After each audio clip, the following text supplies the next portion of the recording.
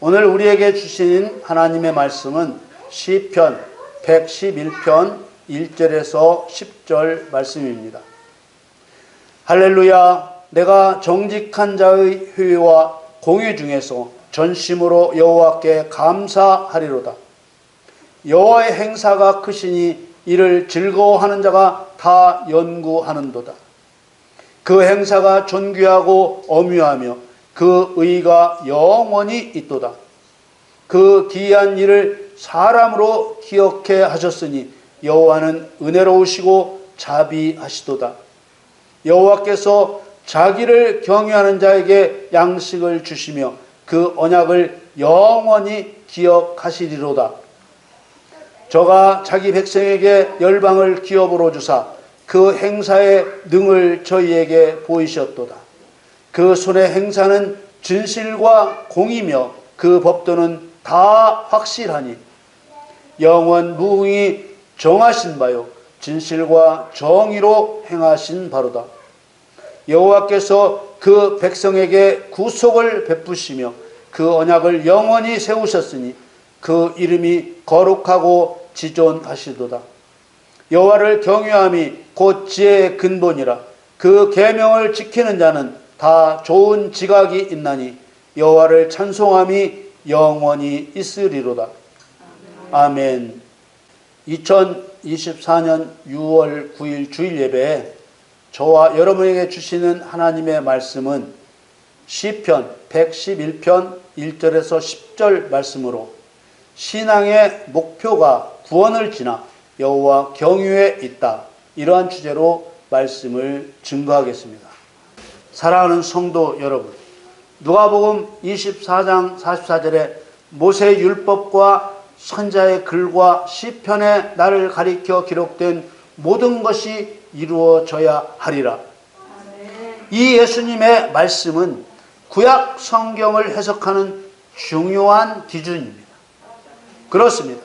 구약 성경은 하나님께서 육신을 입고 그리스도로 세상에 오셔서 행하실 일과 그리스도의 몸인 교회가 행할 일들의 예표이자 모형과 그림자입니다. 그래서 이 예수님의 말씀을 벗어난 성경 해석은 모두 잘못된 해석입니다. 하나님께서 이루실 일의 결말과 그 결말을 이루는 수단과 방법, 그리고 모든 과정은 이미 성경에 정해 놓으셨습니다. 하나님께서 자기의 일을 마치시는 마지막 때에는 세상 임금이라 일컬음 받는 사단이 잡혀 무저갱에 갇혔다가 영원한 지옥에 던져지게 됩니다. 그리고 모든 사람 중에 천국에 들이실 자는 천국에 들이시고 지옥에 던지실 자는 지옥에 던지는 것으로 자기의 일을 완전히 마치십니다. 이것이 하나님께서 세상을 창조하셔서 세상에서 이루시는 일의 결말입니다. 사단과 죄인이 영원한 지옥에 던져지는 일은 아픈 일이고 이기는 자가 천국을 유업으로 받아 천국에 들어가는 일은 하나님께 아름다운 일입니다.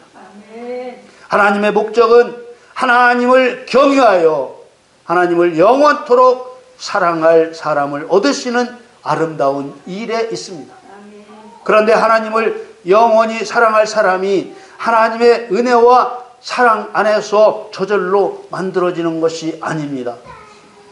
마치 재련의 반복을 통해 순금을 뽑아내는 것처럼 하나님을 영원히 사랑할 사람도 연단을 통하여 만드시는 것입니다. 말로 다 표현할 수 없는 고난을 겪었던 욥의 고백에 하나님의 뜻이 있습니다. 욥기 23장 10절에 나의 가는 길을 오직 그가 아시나니 그가 나를 단련하신 후에는 내가 정금같이 나오리라.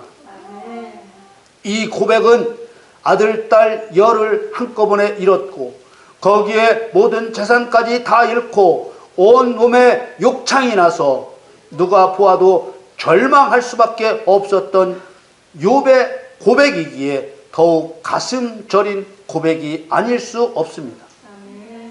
하나님께서는 성도들의 입에서 이런 고백이 나오기를 바라시기에 성경에 기록하셨습니다. 욥의 고백이 여호와를 경유해야 할 우리들의 고백이 되기를 간절히 소원합니다. 마음이 바뀌지 않으면 아무것도 바뀐 것이 아닙니다. 잠언 17장 3절에 도가니는 은을, 풀무는 금을 연단하거니와 여호와는 마음을 연단하시느니라. 신명기 말씀은 우리를 향하신 하나님의 목적과 방법을 정확하게 알려줍니다. 신명기 8장 2절에 네 하나님 여호와께서 이 40년 동안에 너로 광야의 길을 걷게 하신 것을 기억하라. 이는 너를 낮추시며 너를 시험하사 내 마음이 어떠한지 그 명령을 지키는지 아니 지키는지 알려 하심이라. 아멘. 비록 아직 행함에 부족함이 있을지라도 마음이 바뀌었으면 다 바뀐 것이고 설령 하나님의 법을 지키며 행동할지라도 마음이 바뀌지 않았다면 하나도 바뀐 것이 아닙니다. 하나님께서는 마음이 바뀌어 확정되기를 원하십니다. 그러므로 하나님 경유하는 것에 신앙의 목적을 두고 사는 우리도 살다 보면 어려움을 만납니다. 그렇게 어려움을 만날지라도 하나님 약속과 사랑을 의심치 말고 하나님 주시는 복받을 그릇이 되게 하시려는 하나님의 뜻을 깨닫고 마음에 흔들림이 없어야 합니다. 야고보서 1장 2절에서 4절 말씀에 내 형제들아 너희가 여러 가지 시험을 만나거든 온전히 기쁘게 여기라. 이는 너희 믿음의 시련이 인내를 만들어내는 줄 너희가 알미라. 인내를 온전히 이루라. 이는 너희로 온전하고 구비하여 조금도 부족함이 없게 하려 함이라. 믿음 생활 중에 어려운 일이 찾아왔을 때 잘 참아내야 하는데 이길 능력이 없이 참기만 하면 마음과 몸에 병이 생깁니다. 화병, 불면증, 우울증이 생기고 암병이 생기는 것입니다. 이 말씀에서도 분명하게 드러내신 것처럼 하나님께서는 구원받은 성도를 적당히 인도해 가시는 것이 아닙니다. 구원받은 성도를 온전하고 구비하여 조금도 부족함이 없게 그 성품을 다듬어 가십니다.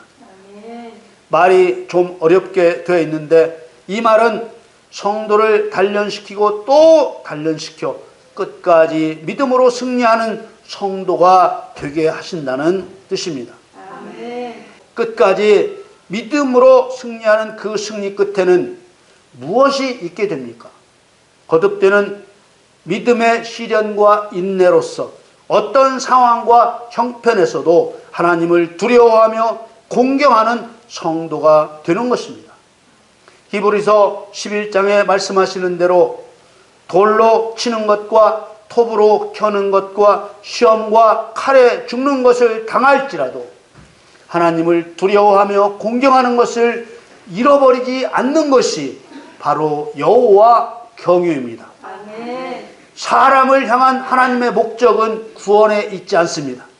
하나님의 목적이 구원에 있는 것처럼 속이는 것이 가장 큰 거짓말입니다.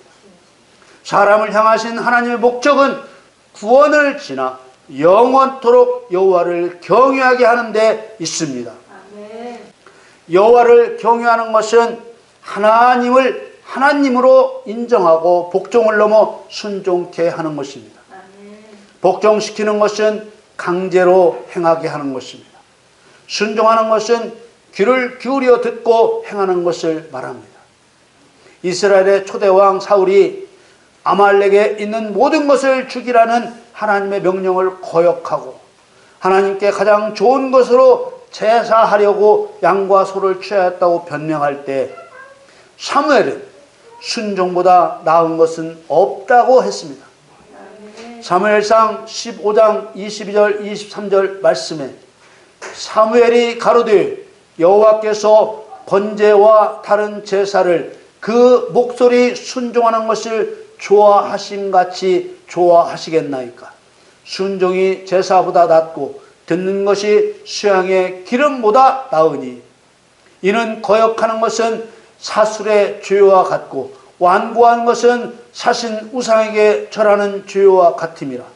왕이 여호와의 말씀을 버렸으므로 여호와께서도 왕을 버려 왕이 되지 못하게 하셨나이다. 순종은 여호와를 경외할 때 나오는 것이기 때문에 하나님을 경외하기를 원하는 우리는 이 말씀을 사무치도록 가슴에 새겨야 합니다. 성도가 하나님을 경외하는 신앙을 가지려면 하나님의 목적이 구원을 지나 여호와를 경외하는 것에 있다는 것을 명확하게 인식해야 합니다. 구원만 받으면 된다고 가르치는 것은 백리를 가야 할 성도에게 십리만 가면 된다고 거짓말하는 것과 같습니다. 구원을 받는 것은 목적이 아니라 과정입니다. 겨우 쌀 불려놓고 떡 다 만들었다고 하는 것과 같습니다. 구원받기 위해 예수를 믿어야 한다고 가르치는 것은 가장 참혹한 거짓말이요 성도를 쭉정이 되게 하는 마귀의 사술입니다. 너무 지나친 말이 아니냐고 할 사람이 있을지 모르겠지만 죽어서 주님 앞에 섰는데 그때 주님이 도무지 너를 모른다고 하시면 어쩔 것입니까? 행함은 순종이고 순종은 하나님을 두려워하며 공경할 때만 할 수 있는 것입니다. 마태복음 7장 21절에 나더러 주여 주여 하는 자마다 천국에 다 들어갈 것이 아니요 다만 하늘에 계신 내 아버지의 뜻대로 행하는 자라야 들어가리라. 성도가 주의 이름으로 선지하도록 하며 귀신을 쫓아내며 많은 권능을 행하여도 아버지를 경외하기 위해 행하지 않으면 불법입니다.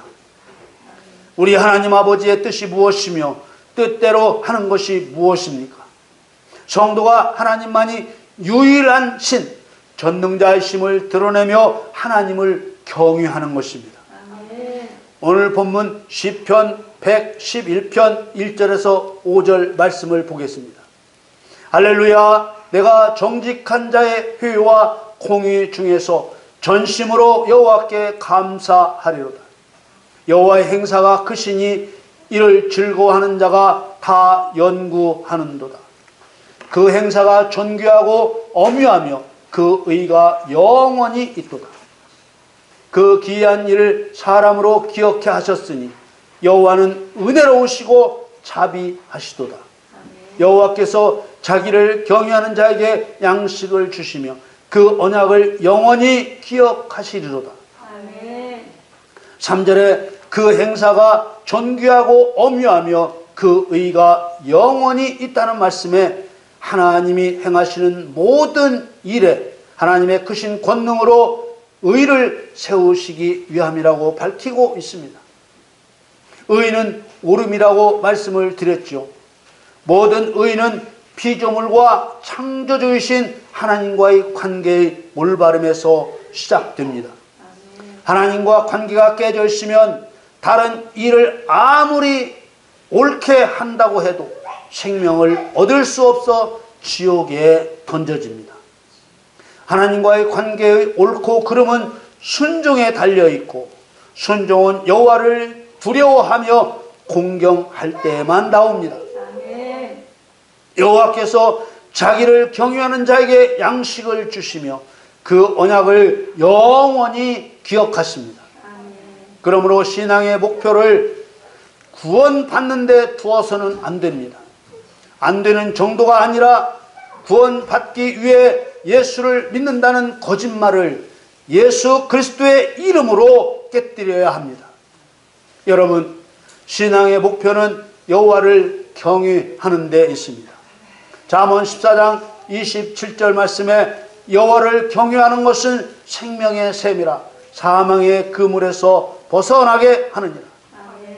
여호와 경외는 믿다 보면 할 수 있는 일이 아니라 사단을 거꾸로 때릴 때 마음에 들어오게 됩니다. 왜냐하면 애굽의 바로와 바로의 군대를 꺾으신 것처럼 사단을 심판할 때 하나님의 강하심을 경험할 수 있기 때문입니다.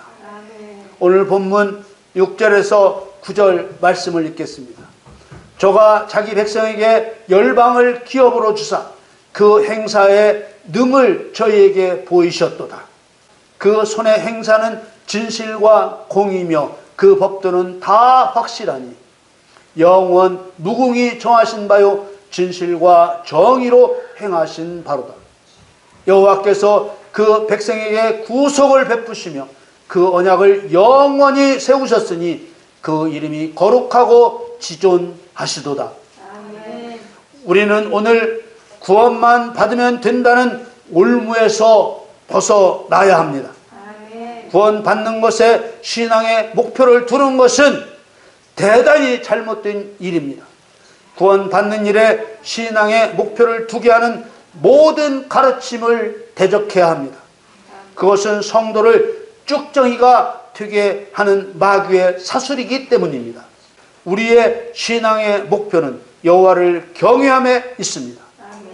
시편 111편 10절에 여호와를 경외함이 곧 지혜의 근본이라 그 계명을 지키는 자는 다 좋은 지각이 있나니 여호와를 찬송함이 영원히 있으리로다. 아멘. 하나님을 경외하지 않으면서 신앙생활하는 것은 이글거리는 숯불을 무서워하지 않는 갓난 아이와 같습니다.